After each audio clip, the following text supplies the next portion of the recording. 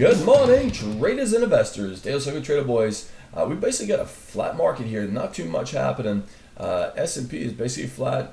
Guess what? The Nasdaq is still up. Hanging in there. You can see here the Dow is slightly down, Russell slightly down. So not much happening there.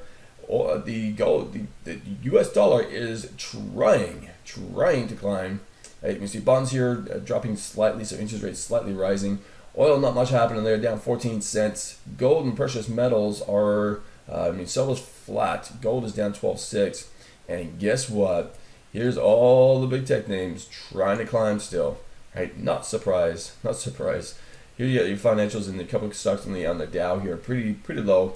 Coronavirus is not doing well, and our oil plays are not doing well in the pre-market trading of Wednesday morning. On the Dow 30, you've got your tech names. Now here you've got Salesforce. Salesforce is not part of the Dow just yet, but it soon will be. And it just came out and more than doubled its earnings. So look, it's up almost 15%, a $31 move. Boom. Big move up there. You can see mostly down, nothing here with a really substantial move. American Express is down 90 cents, 0.9%.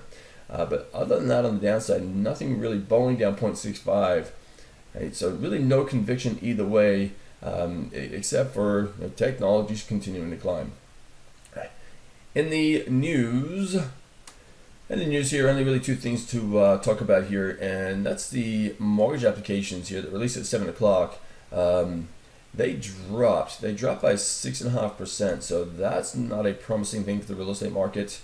Durable goods came out here 8:30, up 11.2%, so that's good. Better than the forecast of 4.3, up 2.4%, which is better than the 2% forecast. So the durable goods is not looking too bad. And the last one here is at 10:30 Eastern time this morning is the oil inventory numbers coming out. So that's going to get the oil markets moving, and that's what the crude oil traders in the futures market are going to be looking for. So that's the news. Let's go to the charts right here. And in the charts, we get the S&P 500. S&P 500 is having a hard time. We got supply right here, and we hit our head in that supply, and we are right up against that supply right now. Base. So we've got demand here, and down in here, and down in here. So we've got to get below the Globex low right here before we can really look for any sort of selling pressure. And then ideally we need to break this demand level, and then we can look for the short situation as a retracement in a very strong uptrend. So break below the Globex low, get below demand, and then you can look for your short play in the markets there. On the Russell just has been experiencing selling pressure here. You got all these wicks of these candles right here, couldn't go above. So yesterday we came up into that price area, and once again we get another wick. These small caps here are not showing a lot of strength. You can see back here, we haven't got anywhere near above this high here in the market. We can't even get up to this supply level here. Just sell. Right? Get below this demand level here, and we can get a very nice retracement in the small caps. Right? But it's going to take some time before we see any of that action happening. The Nasdaq just hit a new all-time high already this morning in the futures market. Globex low right here, break below the Globex low. We can look for a short play as a retracement in the market. Just remember, you are counter trend trading. There is this demand level here, and that's the opportunity to get back along the market. And if that one doesn't hold, we have a proven level back in here, and we can get in at 11.5340. Would be an area to get involved in the uptrend of the Nasdaq.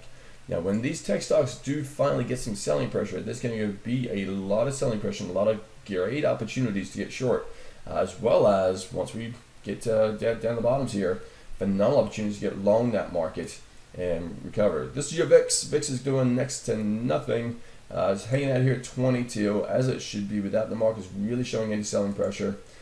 This is your oil markets. Oil markets daily time frame here.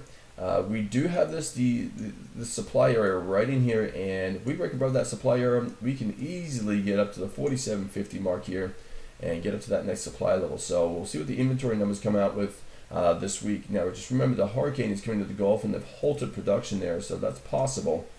This is your gold market. Gold is into this buying area right in here, so there's a lot of buyers here represented by the tail of that candle. And the only problem is that this is a very wide area, which means if I was to buy right now, I'd have to put my stop loss right down here, and that's going to take on a lot of risk. So you'd have to duck down the small time frames to find your opportunity there. And the loss market here is the bond market. In the bond market, we've got the demand here, unfilled buyouts and institutions. With the bonds dropping, that means interest rates are rising. So if the bond market was to break through this demand level, that would not be good for the real estate market. There's your quick morning update, pre-market update. Dale Sarger, Trader Boys. Have a phenomenal trading day. We will talk to you in the morning.